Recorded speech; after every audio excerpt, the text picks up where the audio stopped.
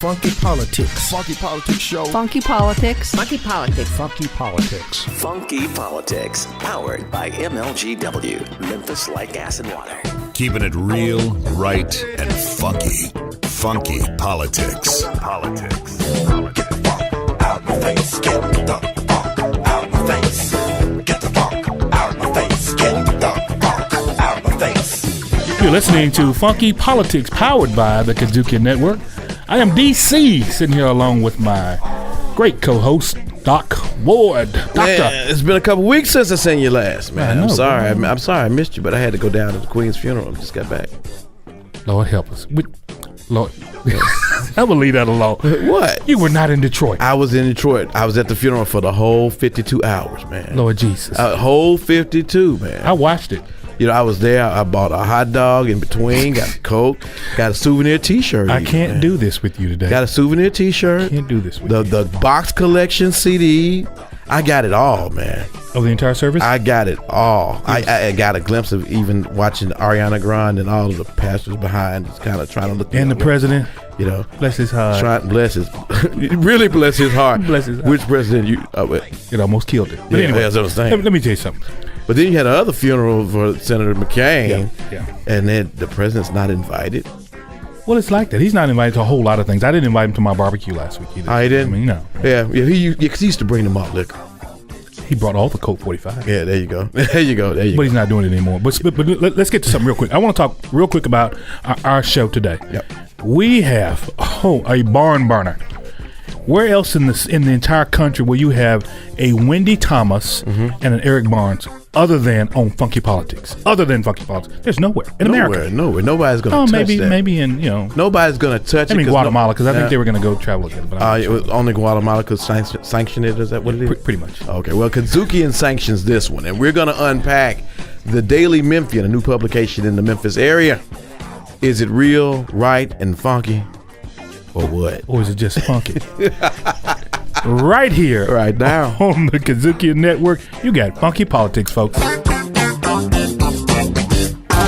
We're getting funky, y'all. 33% of Americans have a college degree. 43% of Africans in this country have a college degree. These are African immigrants that are coming into this country. They didn't have the opportunity and access, but they came over here in this American dream and created within this framework the opportunity that this country was set up, the ideal it was set on. And now to say that these people, because the disparaging remark goes further than just hole. It's Funky Politics on the Kazukian Network. Kazukian! Politics is what we do.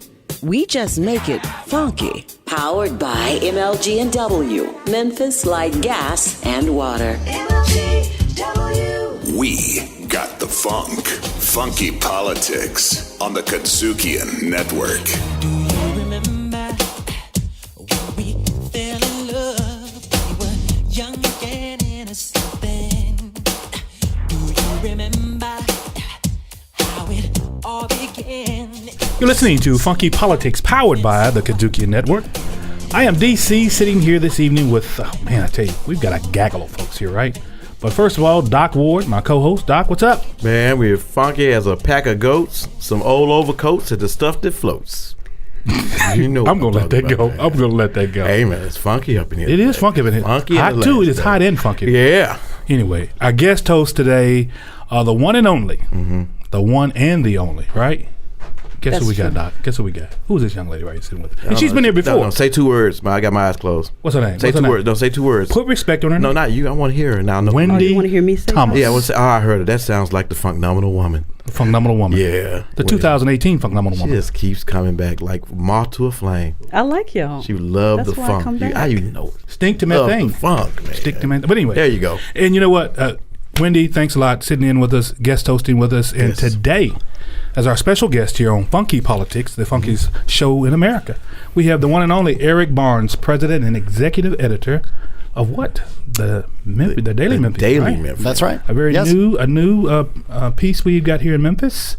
And welcome to the show. Yeah. Thanks. Well, welcome back, as a matter of fact. You've been here before with us. Yeah. So. Yeah. I'm glad to be on less sad circumstances. There you go. There you go. That's right. The last time was Burnell. That's right. Burnell had passed. Appreciate you coming in for that.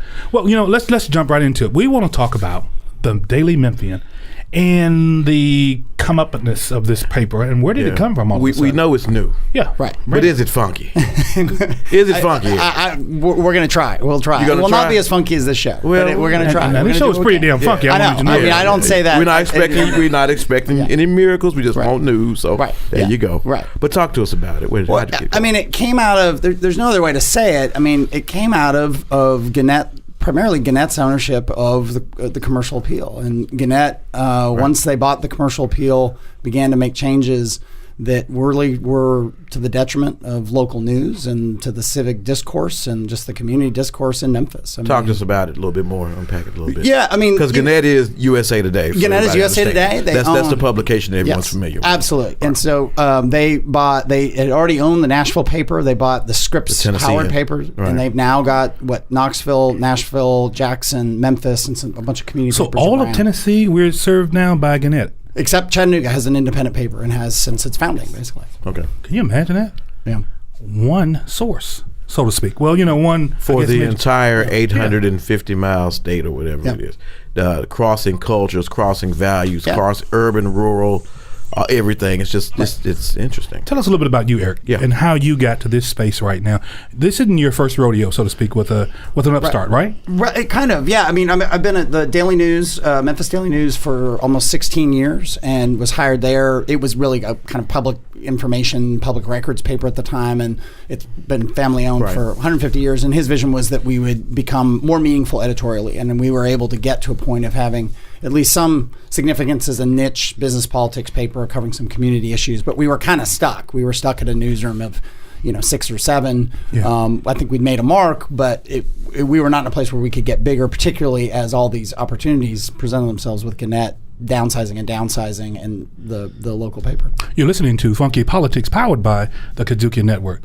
Doc, I know it looks like you got those eyes just over there, just spinning there. What you got going on? Yeah, I'm still back on that thing about one paper covering the entire state, and how now you're breaking off and establishing this independent paper. Yeah. So this is going to be competition with what Gannett's putting out. Absolutely. Right? And you're going to go full fresh on Absolutely. with them. Yes. Now, I appreciate that, but I also know that's a big operation.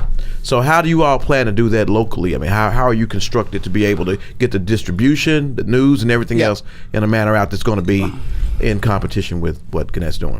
We are going to be, locally focused, a newsroom in 20 plus people at launch, and then growing, we think, from there. And we will be, the simple difference is that we'll be focused entirely on Memphis. Gannett and the Commercial Appeal does a lot of national news. They do a lot of news from Knoxville. They share content across their papers. There's a lot of USA Today content in there. I mean, it works for them, and obviously it works for some subscribers. But we feel like if we have reporters focusing exclusively on Memphis, then that is just a huge competitive advantage. The exception being we will have a full-time reporter at the legislature in Nashville, trying to view the legislature through the eyes of Memphis. And as we all know, from Confederate statues to consolidation to a lot of really small, overlooked issues that have big impact, the legislature has a lot of influence over Memphis. And as Governor Haslam said a few years ago, the legislature can be extremely anti-city. And so we'll try to report on that. But otherwise, we're covering anything and everything in Memphis, and we can talk maybe more about that. That's our competitive advantage. Yeah. But from a support perspective, though, I mean, like I said, you got to match these guys. So are you all coming out just heavily capitalized? Are you looking to build from subscribers? I mean, but how are you for-profit, non-profit? How does that work? Yes and yes. So we are nonprofit, although we're going to run it as a business, and our goal is to become sustainable. There are a lot of different kinds of nonprofits. I mean, Overton Park Conservancy that I'm involved with. It's a free and open park. It really can't raise money, so it's constantly getting donations. But then you look at a Methodist Healthcare. It's probably one of the best run, most successful businesses, quote unquote, in Memphis, but it's a nonprofit too. There are a lot of different kinds of nonprofits. And that's how you all are operating. That's how. So we'll have a paywall. We'll sell sponsorships. We'll do events, and it is our goal to be self-sufficient by year 4 or 5. So for those who aren't familiar with what a paywall is, can you say what that is? Yeah, and I should clarify, the Daily Memphian will be online only. There's no print component because people have asked there no you print go. edition. Yeah, I should have said that earlier. Yeah. The paywall is subscribers, so it'll be $7 a month to get access to all the articles. You can get 5 articles a month free, but then you got to pay. Okay. So guys I'm sorry, go ahead, Wendi. Go ahead. So I'm in this nonprofit news startup world as well. Founded MLK 50 Justice Through Journalism over a year ago, and we're happy to have just gotten funded for our second year. Yeah. And so when I heard that y'all were going to have a hard paywall, the 5 articles is half of what I think the New York Times gives away for free, I was curious as how you decided that, because I don't know of a single other nonprofit news organization that's focused locally that has a paywall. So who did you model that after? There are ones that have memberships. Not very many have right. paywalls. So there's a difference between a paywall and a membership. A membership, people subscribe, but there's not a paywall. So if I'm not Texas Tribune I believe has a paywall. You want to put some money on that? I could be. No, I don't. Let me. We didn't model it after anyone. Okay, so this was a unique thing. So when you've talked publicly about consulting with other nonprofit news organizations, can you share who some of those organizations were? Sure. We talked to the Institute for Nonprofit News and some of their members. Now, when I say we, Andy Cates, who's our board chair and really the co-founder of this, my partner in it, he actually did most of those conversations. We talked to the people who started, some of the key people at Mississippi Today, which was started a couple years ago.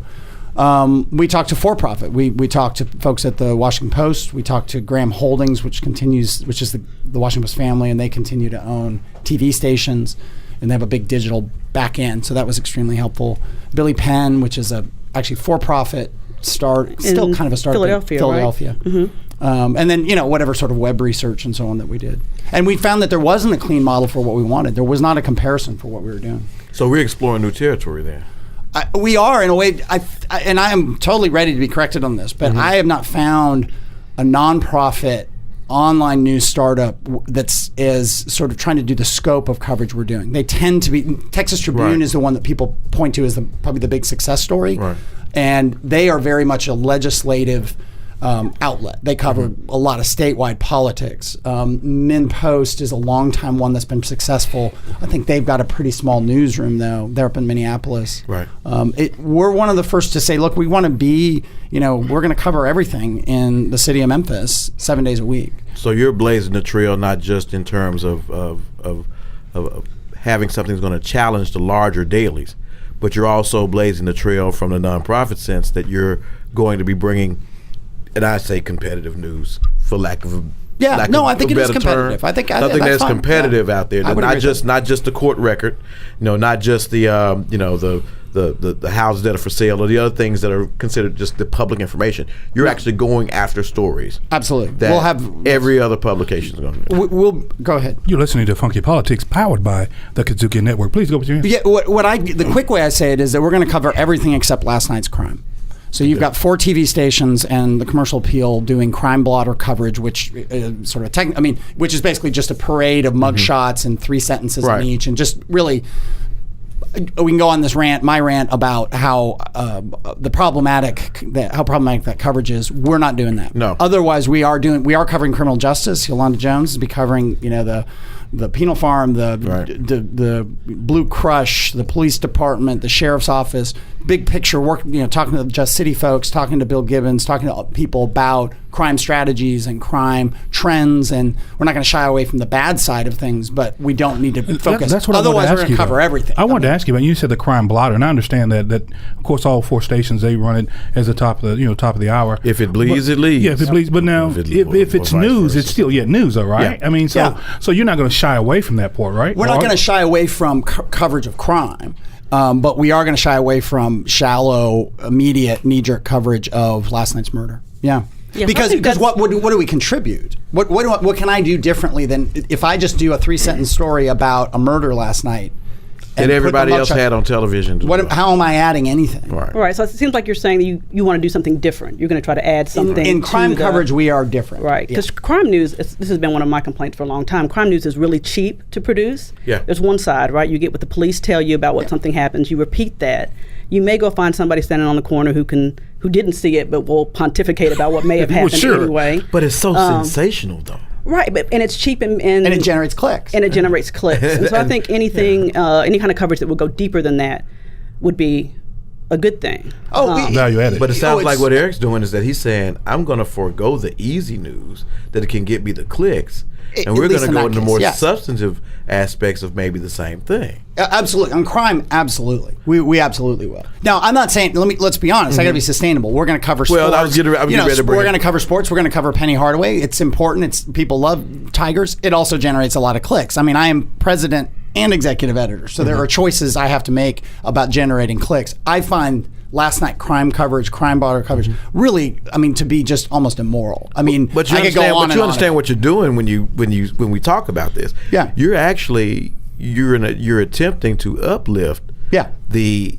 intelligentsia of the subscriber base, because now you're making people have to think differently and get off the infrastructure of crime. If they want to buy your paper, they can't be thinking about who got stabbed last night and why and how and whatever in that quick manner. They're going to want more. We're not going to do that. And in an age where people are trying to get news quicker, easier. But if it's balanced reporting, though, if it's balanced, if it's accurate and if it's fair, I mean, you don't go find. I'm not going to even throw any names out there, but you know how some of the news people, they go out and they find my little sister and she has no clue. Your little sister's in it again. I'm not, but you get my point. And I don't see I see the negativity already when he hits the screen, and I forgot what the story about because I'm looking at. But it's quick. You can do it in 10 minutes. Character. Even if they're reporting government, it's all about what you can say. There may be a legislative measure that's on the books that's very detailed, and people want to get to it, but they want to just say it in 10 seconds or less. Yeah. You got somebody telling you to go on. And that's the thing on Behind the Headlines, to whatever extent Behind the Headlines is the show I do on WKNO has been successful. It's because people like to come on and talk about an issue for 26 minutes without commercial interruption. Because when we had Bob Corker on, the senator, I mean, he got to think, that was really, I got to actually talk, and that was a huge compliment. And I think, to whatever extent we can translate that into the Daily Memphian, that we can go in depth on most, not always, on most of what we do. That's important. And again, no last night crime. That stuff's just nonsense. All right. No print media. It's going to be strictly digital. I want to make people to understand that. Digital media. Yep. $7 a month. With a paywall. With a paywall. Right. So how do you think about that in terms of who can afford to access your product, right? Sure. Memphis is still the poorest large metro in the nation. Yeah. Right. And you've made the choice, unlike any other nonprofit, I just checked, Texas Tribune does not have a paywall. It does not. Okay, I'm wrong. Right. I was wrong. So I talked to some national people who write about this to confirm that. So you're going to do what no other nonprofit news outlet in the country has done in the poorest metro in the nation. Yep. Yes. And that makes sense to you because we'll find ways to give access to people who can't afford it. So simple things are, having it, and this will not happen at launch. Okay, so we'll launch by end of September. I don't know when this will air, but September 2018. Okay, so I believe we will launch by the end of, that's the plan, by the end of September. So everything I'm about to say is not necessarily going to be there on day one, but this is what we will be adding. We'll be free at libraries. We'll be free at community centers. We'll be free to all teachers K through 12 or pre-K through 12 in Shelby County. We will then begin to work with groups who can help us get access to people who don't have access. We can do subscription programs where you can buy for other people, buy one for yourself and buy for someone who doesn't have the money for that. We can raise money against that and say we're going to have a certain number. The push pull on that is we have to be sustainable. Newspapers and news is broken. So we can say, I would much prefer to make it free. I mean, that would be great for the reasons you described and others. Well, sure, you got a payroll to make, right? Then we've got to raise money every single year to support it. If we don't have some means to support ourselves, then we're stuck in the place where we're going year to year, month to month, cycle to cycle, trying to raise money. Let's go to that support piece. As somebody who didn't have a wealthy benefactor to bankroll them to the tune of $6.5 million starting out, I get that, right? I get the tension between writing the news, reporting the news, strategizing on how to cover the news, and raising money. It's tough. It is very tough. But I think that's why most outlets don't start with 27 staffers, as y'all have chosen to do. And you're able to do that because you have this, as it's been reported, this bankroll of $6.5 million. Is that correct? Approaching 7, yes. Approaching 7, so that's great. I was delighted to raise about $250,000 my first year. Wow. I had to do most of that outside of Memphis. Wow. Yeah. Because the kind of journalism that my team does. We raised about $5 then. DC wouldn't have spent it on a payday, and that was the end of the Blue Road. So there's challenges there, and I think it's probably why you've seen these other news outlets, even Texas Tribune, start a lot smaller. Yes. Because they wanted to build up that membership and be able to grow. And so you may have set yourself up for a situation where instead of being a trailblazer, where you're going to flame out pretty fast, because maybe there's a reason why other people aren't doing it the way you've chosen to do it. It's because possible. they Look, this is a startup. I mean, it is an absolutely entrepreneurial startup endeavor, and there's a tremendous amount of risk involved in the way that we've approached it. So with respect to the risk, though, you have no doubt, she said you've raised nearly $7 million, and that's phenomenal for a startup, digital news startup. And you've got 27 employees. Do you find yourself in a space where you're larger than any of the other smaller outlets like this right now? I don't already know. I don't know. We're larger than a lot, and we are contrary to how most started. They had 2 to 4 journalists who maybe were let go or parted company with their big metro. Kind of started focused on politics locally. They started focusing on the arts, and then we made the very. Wendy's right. We made a very conscious decision to not follow that model. That we felt we had to come out strong make a big impact, and on day one of launch, be able to cover as not the entirety of the city. I mean, keep in mind the C8 at its peak had 250 plus employees. Not even its peak. Right. 15 years ago, they had 200 plus employees. So in the newsroom. Thank you. Yeah, in the newsroom. Right. Think about that. We got 25, and we're about as big as the CA is now. That's insane. But we came out. We made the decision to come out strong with comprehensive coverage of important issues and fun issues and so on, and then hope that we will attract subscribers quickly in mass, because we weren't a small publication. I've run a small niche publication in Memphis for 15. Well, we've been meaningful editorially for 12 years, and it maxes out in terms of who you can reach when you've only got that small newsroom. I'm optimistic that it's such a heavily capitalized organization, juxtaposed against a community that has the literacy rate that it does and the poverty rate that it does. There's an opportunity for a lot of good synergy here. But as you see your publication and you're looking down the road at the ultimate success, what will that look like? Yeah. What is the Daily Memphian going to look like then when you've reached your peak? I think if it is the primary source for intelligent news in Memphis, and that civically engaged or people who care about the civic life of Memphis read us, the majority of them, whatever that number is, I don't know. I think that if we've reached all stripes, back to Wendy's point, and that we have found ways to reach people for whom $7 a month is not doable, but that we're reaching them in meaningful numbers.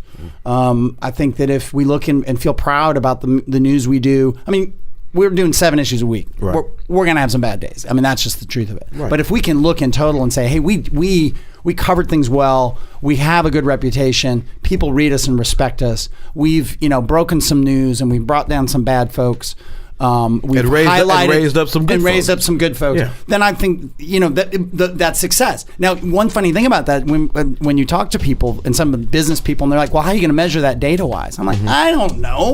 What's the data on that? We can point to statistics and we can point to percentages, and that'll be meaningful, but it's got to feel like it's successful, and that's a very subjective thing. Back to the risk of doing that. Real quick, one answer right here I need. Is print media dead? No. And we'll be right back with Eric Barnes, the president and executive editor of the Daily Memphian, right here on Funky Politics on the Kazuki Network.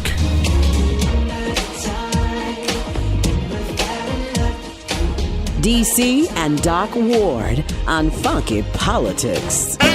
Riffin' on Jazz. This next gentleman we're talking about has an unforgettable voice. My sugar is so refined. Jazz was the happiest. Yeah, Callaway went to my school. Oh, really? Yes, he's not an alum because he didn't graduate. He had some gigs to do. Riffin' on Jazz on the Kazukian Network.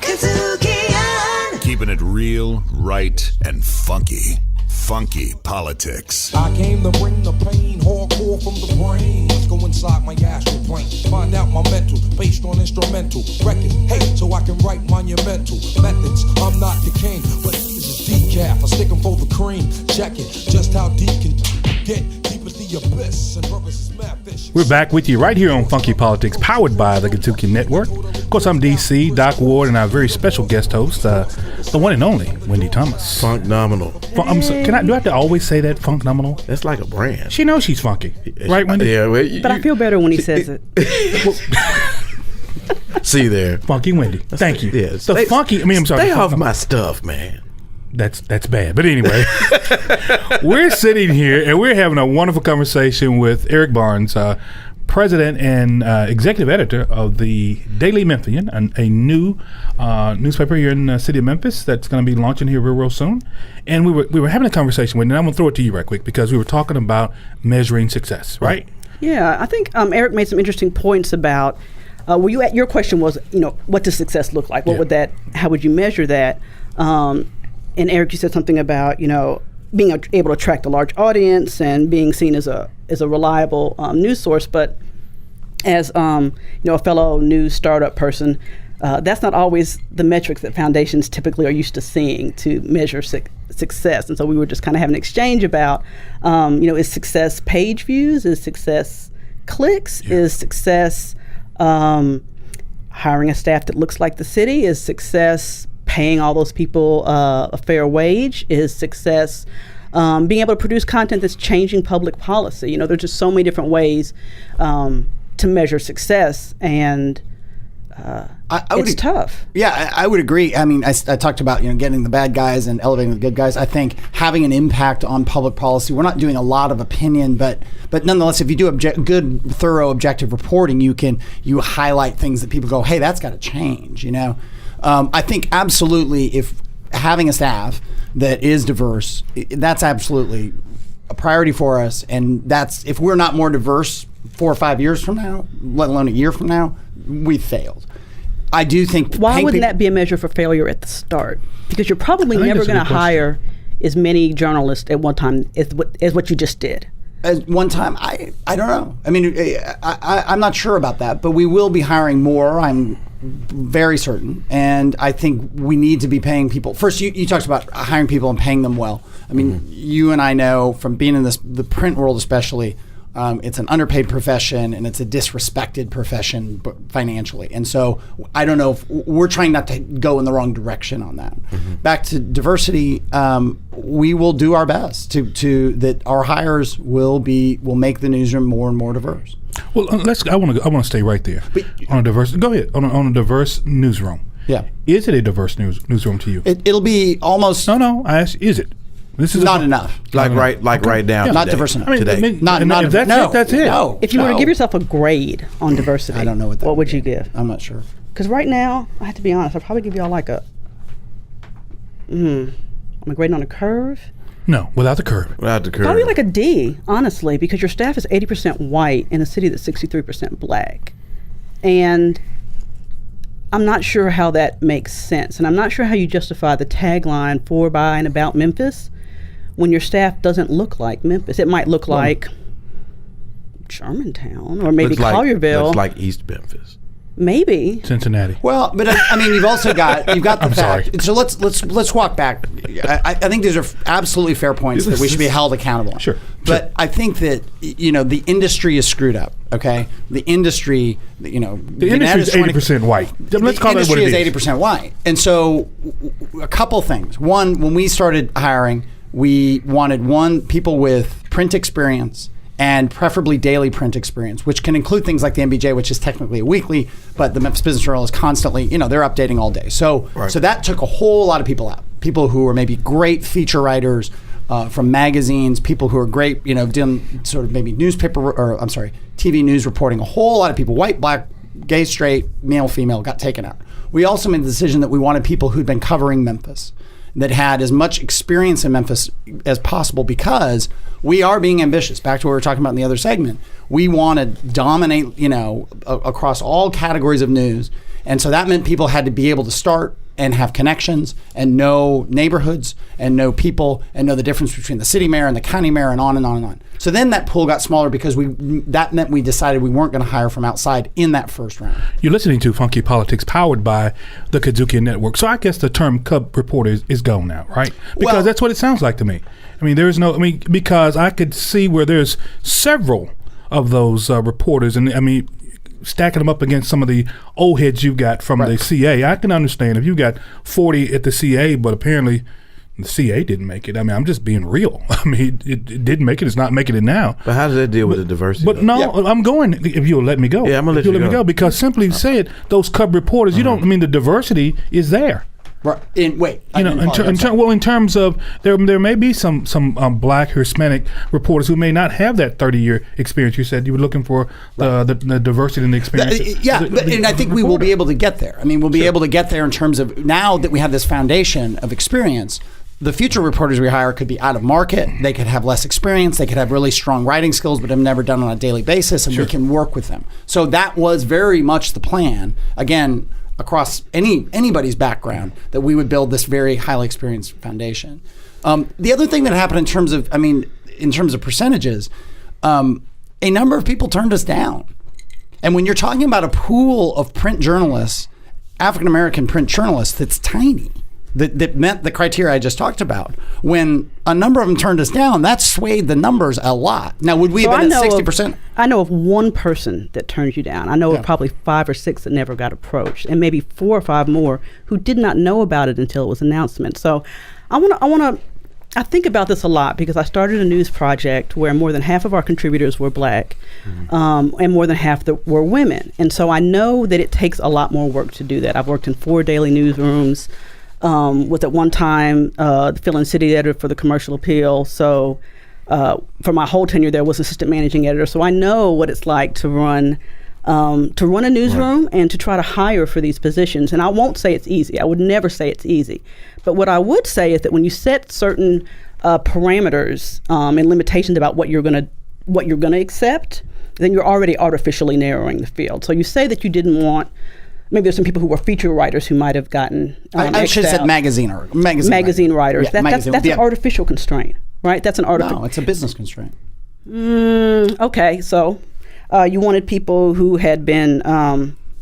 You say you weren't necessarily looking for people who had TV skills, but I think in this video-centric market, to not want to bring in people who maybe had more of those broadcast skills seems a little short-sighted when we see what's happening with print or even just written.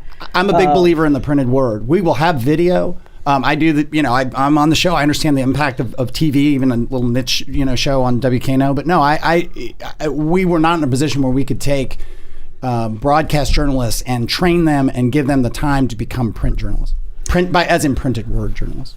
Right. So I don't think that it necessarily takes that much time, but the thing is you won't have to find out. I do. And that's a difference. Because you chose not to do that, right? And so if you said... No, I've been in publishing, Wendi, I've been in publishing for 30 years. So I didn't choose. I mean, I'm not making this up. I mean, I've been around printed journalism, magazine, newspaper, community papers, all kinds of papers for 30 years. Right. So I haven't been in 30 years. I've been only in journalism for 25 years. I've worked in the Indianapolis Star. I was I'm city not challenging editor. Just one second, if you don't mind. So I was at the Indianapolis Star, I was at the Nashville Tennessean, I was at the Charlotte Observer, and I was AME at Memphis. There's been, let me think. There have been 3 Memphis journalists in the history of the Neiman Foundation who have done that fellowship, prestigious fellowship at Harvard. Yeah. I'm the only woman and the only black person. I know now that you're familiar with the Memphis Association of Black Journalists, but after I learned, saw who the people were that y'all hired and noticed that so few were black, I asked the head of the Memphis Association of Black Journalists if y'all talked to him, and he did not. Y'all had not reached out to them. So I guess I say that to say that there are simple, basic, free things you could do, even after you set these parameters that I define as artificial, based on 25 years in 4 different markets, and you've been here, I think maybe in 1 other market. There are things you could have done that you didn't do. And what I'm trying to stress is those were choices. So tell me about why you chose not to contact anybody with the local Association of Black Journalists before you hired. We didn't contact any associations. So you relied on people that you knew? We relied on, journalism is funny in that you can read everybody's stuff. Okay, and you can see everybody's work. It's a very public, by definition, it's a very public endeavor. And then we talked to a whole lot of people from the Commercial Appeal, past, present, and other publications in town. The thing I did wrong and I will, and Monty Lopez is the head of the Black Journalists Association. Yeah, I think I connected you all on Twitter. Yes, and we had lunch and we talked, and I'm going to speak to the membership this Saturday. I'm pretty sure it's this Saturday. It's next Saturday, it's 13th, I believe. Is it next Saturday? Yeah. Next Saturday, the 13th. Okay, and so the mistake I made, which is fully on me, is I didn't advertise the positions. I don't think having advertised the positions, we would have made any changes in who we hired. But it created an impression that it was this club and that people were excluded. Sure. That was a mistake on me. You're listening to Funky Politics, powered by the Kazukian Network. So how do we fix it? Yeah. Well, going forward, everything will be very, very public. Everything will be advertised. I'm reaching out to, I'm sitting here with you all, but I'm reaching out to the Black Journalists Association. I'll reach out to other associations. We'll look out of market for hiring. And we, again, because we have this foundation of experienced local journalists, I can bring people in who are younger, who are out of market because they see the city in a whole different eye, and then we can build a more diverse newsroom. Well, because it sounds to me like, when we talk, you're doing this new thing, the new way, and raising the level of consciousness a new way. Right. So if you're going to do the new thing the new way, with a whole bunch of old people from the paper, why do it with the playbook from before and say because I didn't hire the business people. Yeah, because the playbook's always like we want to hire people, but people aren't available, people aren't qualified. But there are a lot of qualified people. They just never get the opportunity to show how qualified they are. So you guys are real. Right. We know you guys are right. Right. But if you want to be funky, if you really want to be funky, you got to get off that. You got to get off of that. Not like that, DC. Don't you ever do that again on the show. But you really got to get off that. Get out of that rubric because that's one we've heard a lot. So I'm hoping that in this next round or whatever round, you're really going to be, intentional about going out and getting a diverse newsroom. Not just saying I want to get this, but really saying this is what we're looking for because the majority of your constituency is African American. Right, and also let me respond to a couple. Let me respond to a couple things he said. Now let me respond to a couple of things. No, let me go ahead. One is I kind of said it, but in the cross-check it might have come through. We are hiring these people with experience from the old model, and the old model failed. But journalism didn't fail. The business model of newspapers failed. The classifieds, the display advertising, the distribution, the decision by Metro papers, which were paid papers in print, very expensive in many cases, to go free online. They made a series of terrible business decisions. But if you watch national news and you read, anything that's going on with the president right now, print journalism has shown its value in terms of exposing potential corruption. Absolutely. So in hiring experienced journalists, they didn't fail. The people who ran the business failed. Now, on the second part of what you're saying, it was doing it the old way. And I do think that's where, not advertising, I made a mistake because I created this impression of an exclusive club.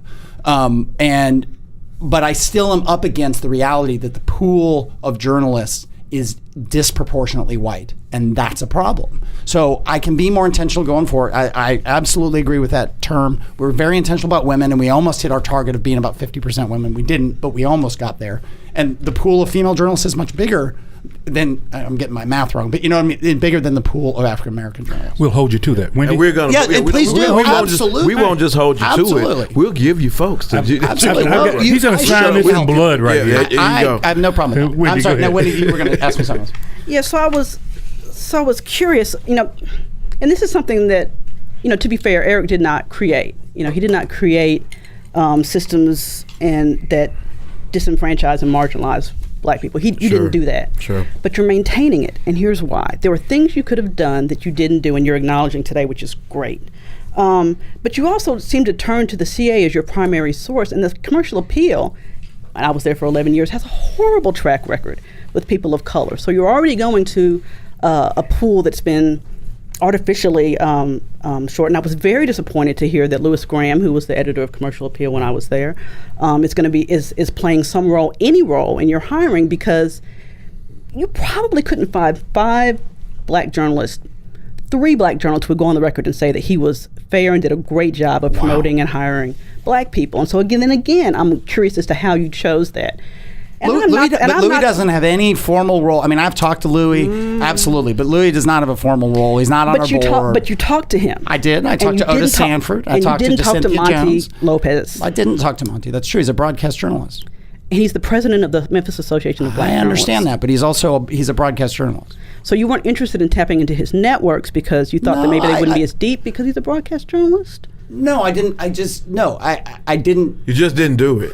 It's not that I just didn't do it. Yeah. I think we know who the pool of print African American journalists are in Memphis who are working and there just aren't very many. And again, that isn't the system I created, and it's not a system I approve of, but there aren't very many. And when a couple of them turned us down, the numbers swayed. So can I ask a question to both of you all? Can I ask a question to both of you all? No, I said a couple. Because I hear this a lot about there not being people in the pool.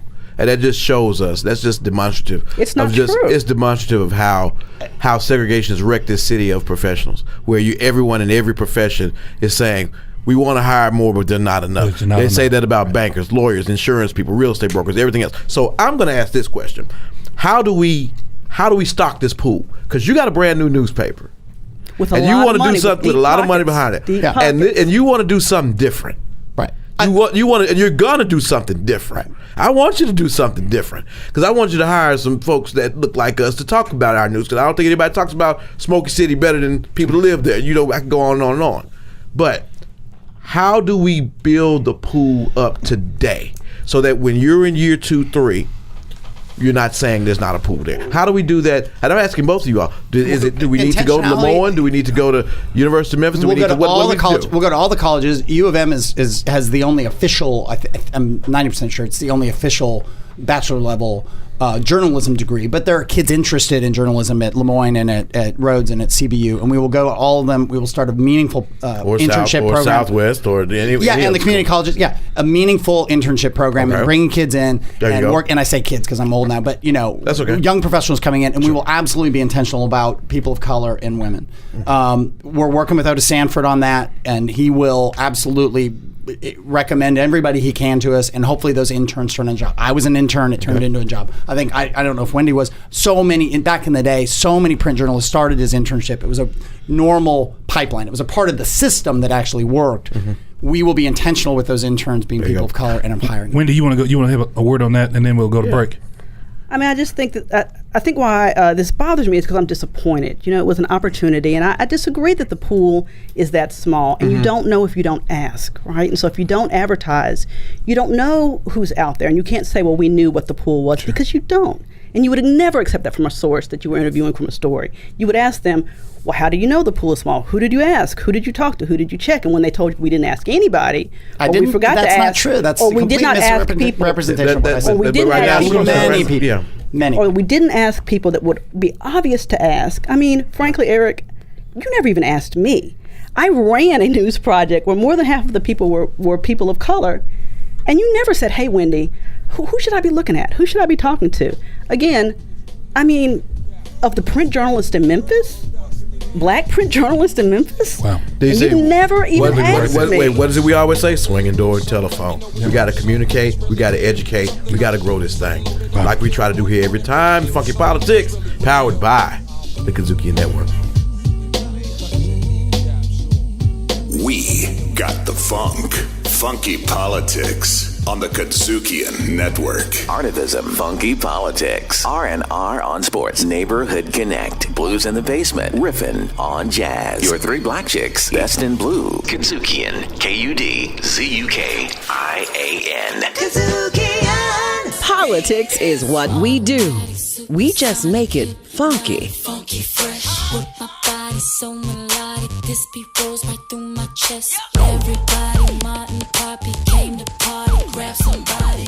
We're back with you with Funky Politics here on the Kazukian Network.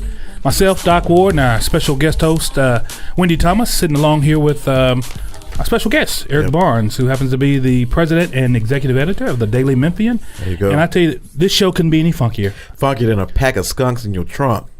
I'm smelling old collard greens right now that he had sitting in the refrigerator and I threw outside. It's not the skunk that's funky. It's just that little gland. Oh, my God. Good Lord. It's the gland. But we're not calling you a funky skunk, though. Either one of you two. I wasn't sure where that was going. We want to jump right back into where we left off. Now, this show is on fire, folks. This show is on fire. It is. Oh God, it's on fire. I'm sweating over here. We're talking about skunks. Yeah, we're talking about diversity. Yeah, black and white skunks diverse. Whatever. But the funk is the same. That's a horrible transition. Horrible transition.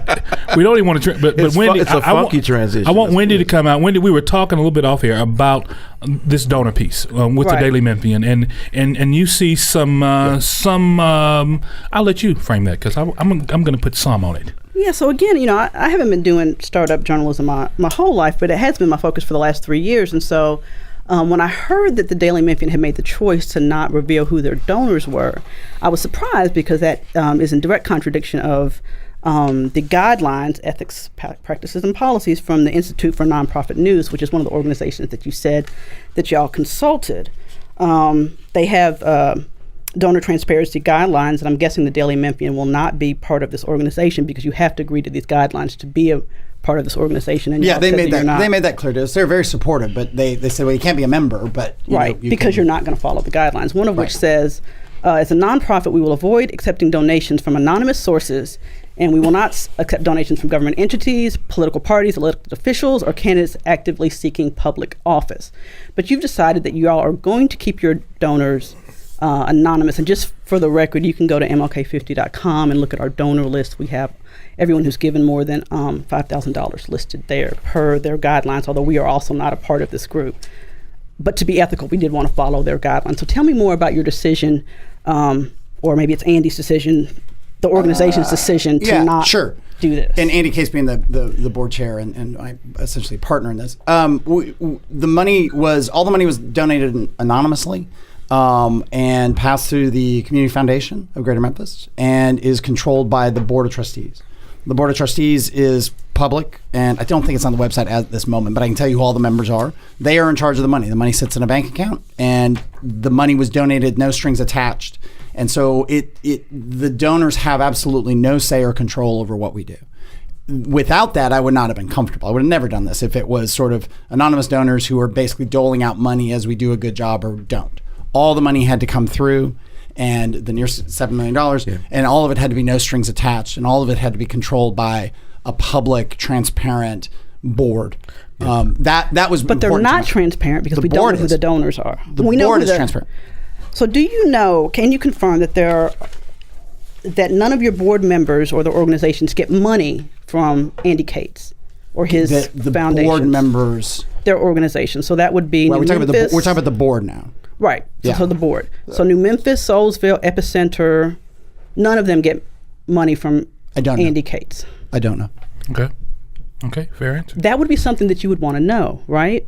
Because otherwise, how would... No, I mean, I've been on boards a lot. I mean, there's, you've got governance of the boards. The board is not allowed to, influence editorial control, editorial content. I mean, I have full independence of what we publish. What their dealings with one another, I mean, that's pretty typical of a board. I mean, boards all over Memphis.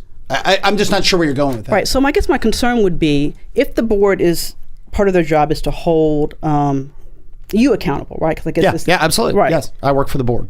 So how likely would, let's just pick out Rashawn. How likely would Rashawn be to push back if she is also aware that Andy Cates is giving her organization money? Because you'd have to ask Rashawn. Well, that would be something that you could mitigate for if that was... But how does that trickle down to the news product, though? That's what I want to know. So I think the reason that the Institute of Nonprofit News has these guidelines is to try to avoid these conflicts of interest. Now, in a city like Memphis, it's a big, small town, right? Mm-hmm. So you're going to have... There's no way to be completely isolated from everybody that's doing anything. Completely, that's right. No, not in those places. You got 20% of the people doing 80% of stuff.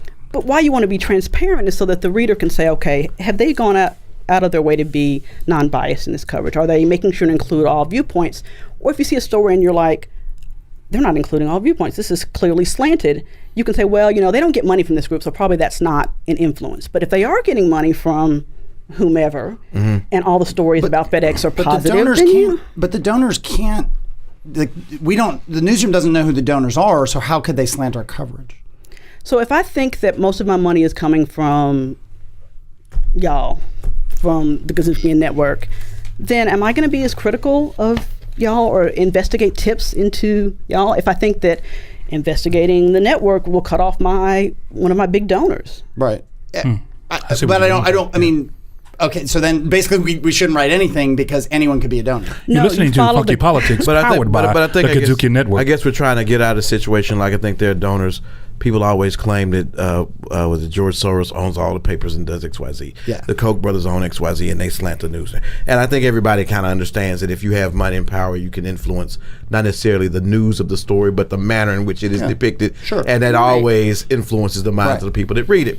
So I guess what we're trying to figure out is, are there clear lines between donation and the product, so that the people that are producing the product don't get caught up in who's giving to a point to where it affects the money news. cannot be the money is is in the bank account of Memphis Fourth Estate, the nonprofit that controls the Daily Memphian. The money cannot be taken back by the donors. The money, it's gone, and it's no strings attached. So it's the board is the holder of the money, and I execute the product, the people under me and so on, is the structure. And the board has signed pledges that they won't influence coverage to their benefit, and it's a transparent board. I mean, we are, IRS, we will be, IRS regulator, however you say that. And I mean, everything's going to be transparent between the board and then you end up judging. I mean, I don't really fight Wendi as much as it might sound on this. My point would be, because all news organizations have boards, or they have donors, or if they're for-profit, they have owners, they have investors, and you've got that issue. You've got this issue of a board of some sort, be it donor or not, be it for-profit or not. Does it have influence over its coverage? Well, you look at a Rupert Murdoch and his newspapers, he explicitly has coverage. I mean, he's at the high end of that. The New York Times, do they? They have probably more control, more separation, but you can't help but see that there's some influence between ownership and what the news is doing. Local TV news, the whole Sinclair Broadcasting fiasco, which, Sinclair would have loved that not to come out, that they were dictating news to the newsrooms, and thankfully it broke, and it did. I think in the end you have to judge us on the coverage we do, and are we shying away from something? And do you all spark debate? And do we spark debate? But are we not covering something or someone or some organization? And is that sort of, we got to be judged in the end on what we do, regardless of the promises or policies we put in place. You're listening to Funky Politics, powered by the Kazuki Network. Speaking of being judged, I know there's something that we can all agree with at this table, right? That there is an onslaught, there is a war, I believe, that's being waged in our print media, and it's out there. It's out there in the journalistic world, where you have a sitting president, and I don't want to just give it one person, but you've got an administration that really has just said that, all media, so to speak, is bad. I mean, unless he says it's good, it's bad. Yeah. Where we get? I know you two. We can agree on something. I think we can agree on a number of things, but this one, 100%. Yeah, absolutely. I think it's really dangerous because, the good journalism is really, can be the last standard against a failing democracy. A democracy feels like it's disintegrating, and so the last bastion of real truth and honesty. I would like to think so. Okay. And to that end, anything that any journalists are going to do in Memphis, to that end, I hope succeeds and is successful. It would be great if it was done with people who looked like Memphis. Sure. But in the interim, while we're working to get to that point, you listen to the Kazuki Network, and all of its products, especially Funky Politics. We want a strong media. You want a strong media. We want a strong media. There you go. Eric? What she said. I mean, I agree completely. I think it's an abomination, the things he's saying and the attacks on the press, and it is very authoritarian to try to undermine the press and try to create an alternate reality when you're facts are facts, but when you are systematically trying to destroy the credibility of the gatekeepers and the honest brokers, that's authoritarianism, and it's very dangerous. Well, with that, you're listening to Funky Politics, powered by the Kazuki Network. We have had a wonderful time here. Doc, myself, our special guest host today, Wendi. Have you had fun today, Wendi? I've had a great time. I always have a good time. You've had a phenomenal time. Oh, I keep leaving that word out. Yeah. She's had a funky time today. It's his word. That's his word. Eric Barnes, president and executive editor of the Daily Memphian, which is a new kid on the block here. joining all of us as we try Thank you to for put having out me. the good word. Yeah, I appreciate it. I appreciate the conversation. He's had a fantastic time. I have. Yeah. Absolutely. We're gonna call Anytime. you. We're gonna call you the Funkmeister. Is that good, Funkmeister? Somebody else has got that name. We'll give him one. We'll give him. Okay. We'll give him That one. might be a stretch. We'll give Quite one. honestly, that might be a stretch. Yeah. My kids would not let that When he go. comes Yeah. back to talk about all of this great diversity and stuff that the Daily Memphian, Fair we're enough. going to give him his name then. You get your name first. You will get a name. There you go. Anyway, there you go. We're glad to have had you guys. Hey, look, we've had a lot of fun today. That's why you need to always stay tuned to Funky Politics right here on the Kazukian Network.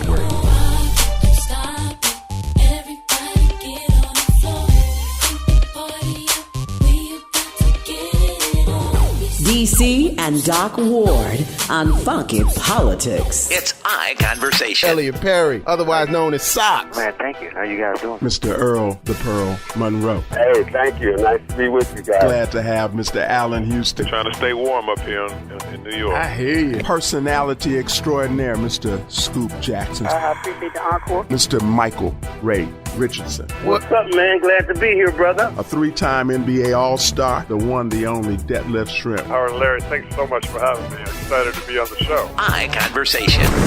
The Kazukian Network.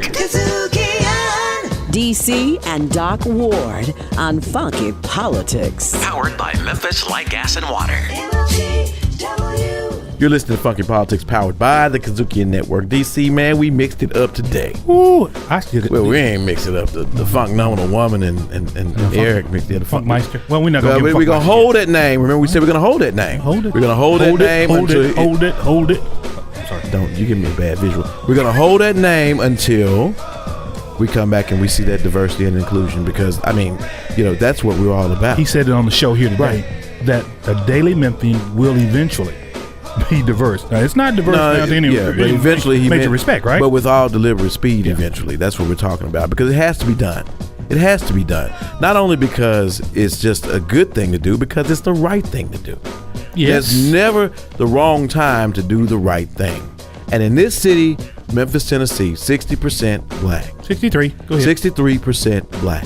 We have got to get out of the notion that there are no black people around to do the various jobs and trades and skills and other things that make up the great economy for this great city. So we thank the Funk Nominal Woman for bringing that all out. I thank you for hanging here with me, and we thank Eric for hosting and telling us the truth. In the meantime, yes, sir, we invite, implore, and demand you to always think diverse, but to always keep it real, keep it right, and keep it funky. Right here on the Kazukian Network, always listening to Funky Politics. Funky Politics, recorded at Kazukian Studio, directed, produced, recorded, and distributed by Kazukian.